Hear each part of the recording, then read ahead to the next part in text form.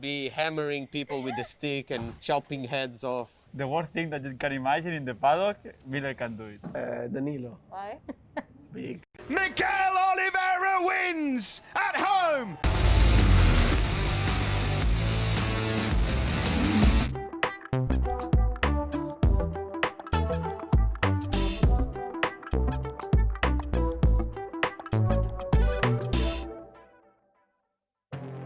This has been one of the most unpredictable MotoGP seasons ever. He's gone! He's gone! Something's gone. Is that another engine problem? This is a savage race of man and machine. Look at that, but he's blind! Oh my goodness, he's fallen. What? It all started off with the reigning world champion crashing out on the first race. Oh, Marquez is oh, down. he's gone again. Oh, that's a big crash. He's not Huge. saving that one. I hope he's all right because that's a fast one. We have seen amazing battles for Rookie of the Year.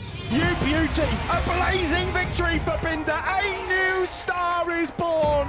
We have a wet race starting, cold and wet in Le Mans. Marquez is through. He's up into second place. And we've had 13 MotoGP races with 9 different race winners. Wins his first ever Grand Prix. Unbelievable. What a finish. What a last lap to look. A standing victory. He's going to be another new race winner. It has been some of the best track action we have ever seen. It's all contact everywhere. Miller's wide. He's wide. Miller, will he have a look into turn 4? You bet he will. Has he done it? He attacks straight away. Tranmere is the world champion. Now let's see who takes his first ever win here in Portimao.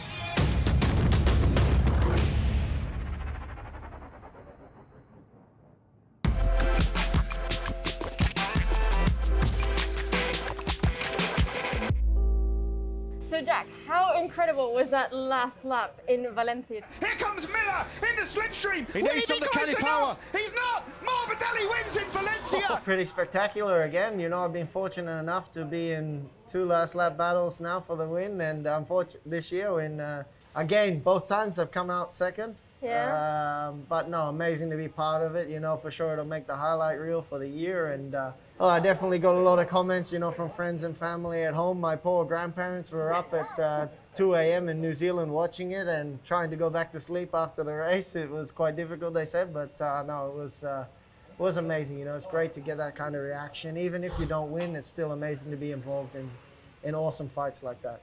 So you know how last year we did the whole yearbook class of 2019, now we're doing class of 2020. So who is the most likely to be a stuntman out of the MotoGP grid? Jack Miller. Jack Miller. Jack Miller. Jack, I'd like to think myself. I'll take that one. Who's the most likely to survive a zombie apocalypse? Maybe Valentino after racing for all this year. I'm not gonna say why, but Valentino. Petrucci, because the guy looks like The Rock, you know? And he would just be hammering people with the stick and chopping heads off. Danilo Petrucci. Big muscle, big body. Yeah. Petrucci. Danilo. Why? Big. Who's the most likely to become a rapper? Fabio. Maybe Fabio. Fabio. MTV, here comes Fabio Quartararo. Fabio Quartararo. Yeah. Who's the most likely to get arrested? I would say Jack. Brad, who's the most likely to be arrested in the GP class? I got it, yeah. Yeah. My teammate, Carl. Okay, you know something we don't know. Of 2020. Him and his mouth will get him into trouble.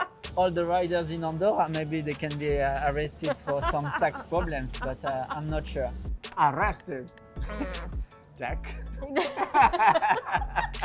What do you know about Jack that we don't? No, not a lot, but I think if you know a bit of him, especially in the past. Miller. Miller. Yes. No doubt. The worst thing that you can imagine in the paddock, Miller can do it. And who's the most likely to start their own YouTube channel? My brother wants to do it. Alex. Maybe Aleix. Aleix Espargaro. I'm laughing, it's not bad. Right now, as the world is, Yeah. it's very likely it will become a normal job to be a YouTuber. Yeah. I mean, with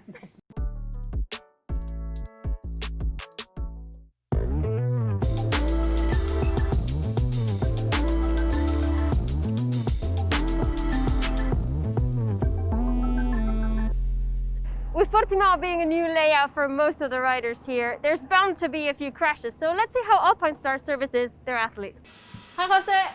Vanessa. So Jose, we're here to see if you could give us a bit of insight on what is the actual racing service that you provide to all of your athletes? So Yeah. How many do you have to begin with?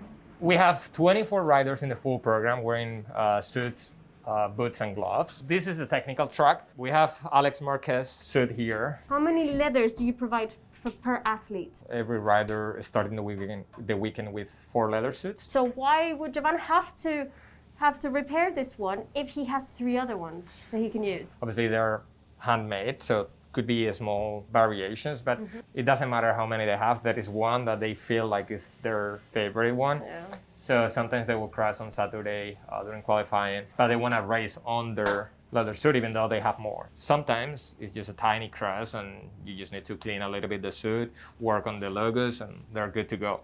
Maybe the right sleeve is a little bit more damaged and they need to cut the arm. Okay. And get a new one in. So they just replace one arm? Yes. You can work in different areas of the leather suit without throwing away a leather suit that is still in good shape. So, and we can see here at the back the drying machines, which is quite interesting. On weekends like this where the weather is a little bit hotter, obviously the leather suits can get sweaty. As you can imagine, it's not a nice feeling getting back on a leather suit that is sweaty. So we've talked about what happens when a rider crashes out in terms of the leathers, but obviously one of the key features in terms of the safety is the airbag. What happens to the airbag system when a rider crashes?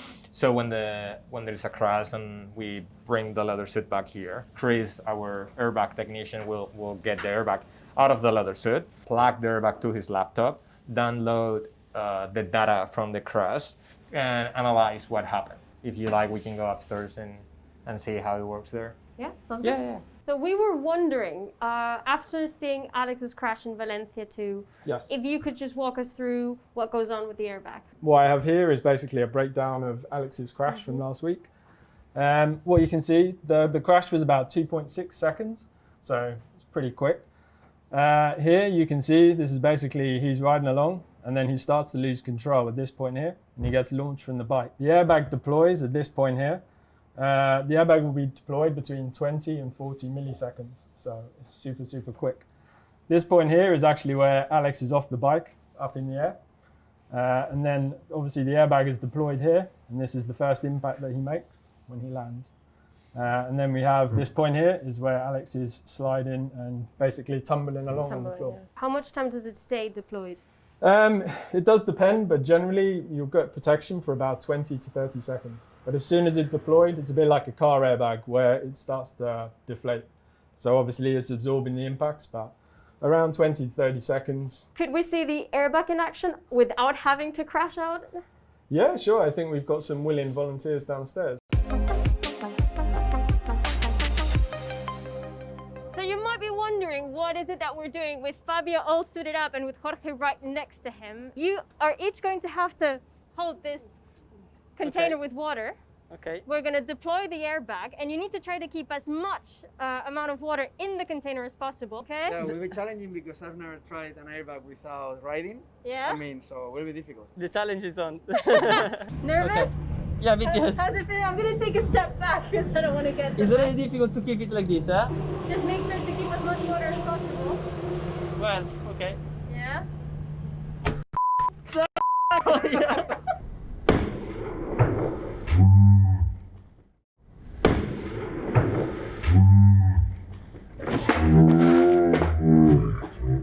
Well, from here, from the back, is like a boom! Like someone hit you? Yeah, a lot. At the beginning, I thought that was a guy coming. Well, I was good. So happy with my performance. So now Jorge's all suited up and ready to go. Can I put? One? Oh, he wants to activate it. It's like Mate, he's shaking. are you ready? No. You are in my hands now. Oh!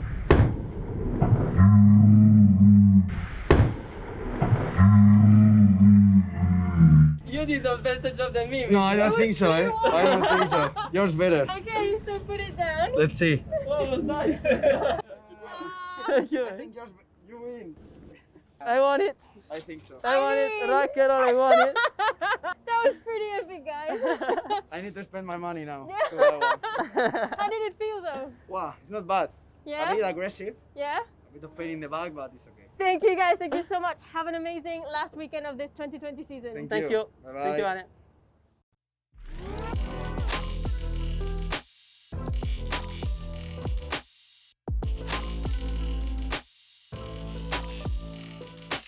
What an amazing day of racing it has been here so far in Portimao. In Moto3, we had Jeremy Alcava come in third, Dennis Foggia in second, and Raul Fernandez has had a perfect race weekend, leading the race and taking the win. And that ultimately led to having Albert Arenas claim the Moto3 World Championship title in this 2020 season. In the Moto2 class, we have seen Remy Gardner take his first ever intermediate class race win. In second place, we saw Luca Marini, who was fighting also for the championship today, finish second. And in third position, we saw Sam Lowes, who was also fighting for the championship. But it was ultimately Enea Bastianini who has taken the 2020 Moto2 World Championship title here in Portimao. And with Miguel Oliveira starting from pole position at his first ever home Grand Prix, let's see what happens in the race. Final race of the season is underway. Jack Miller's attacking forward, then he comes straight back on through. Here comes Paul Espargaro. That was coming up the inside nicely. So here comes Miguel Oliveira. Cristiano Ronaldo might be the two-legged star in Portugal. Miguel Oliveira, the two-wheeled star in Portugal, that's for sure. Here comes Jack Miller though. Has he got anything left here? You know he's going to have a look. Here it comes, up the inside from Jack Miller. It's the block pass, but Morbidelli holding firm around the outside, and he knows he'll have the inside line in the next corner. Oh, I think Miller's got it. Miguel Oliveira wins at home for Tech 3 on the KTM.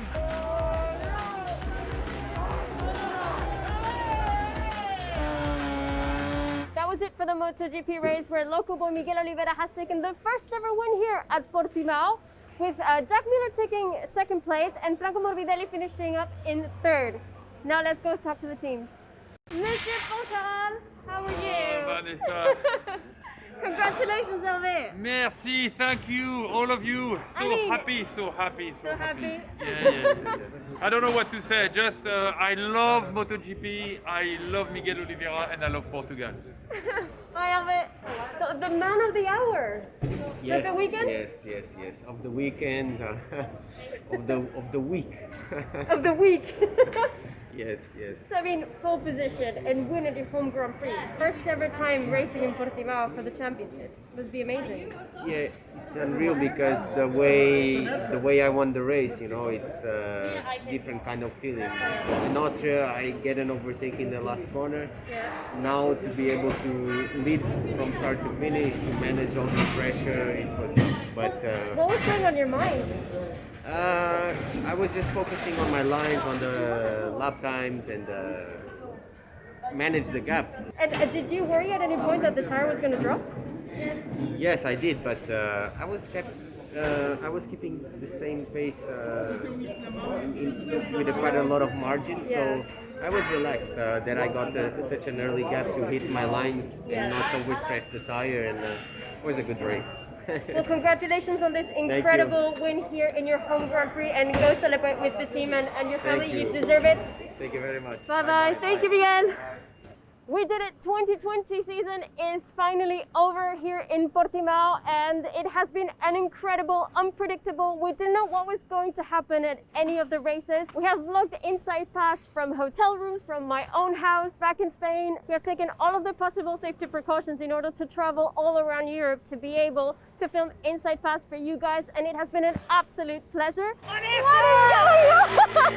I'm gonna miss that crazy guy and all of the paddock family throughout the winter, and I'm already counting the days, believe it or not, for the 2021 season. We don't know yet what's going to happen next season, but let's just enjoy the new crowned 3 world champions for Moto3, Moto2 and GP. If you feel like you're having a bit of a MotoGP craving, go watch back this 2020 Inside Pass season, and hope to see all of you very, very soon. Bye. There we are.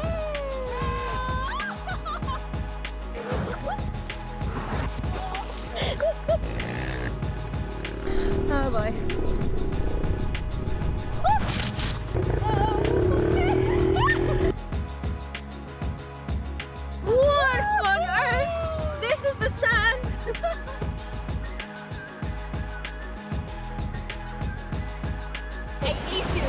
I hate you.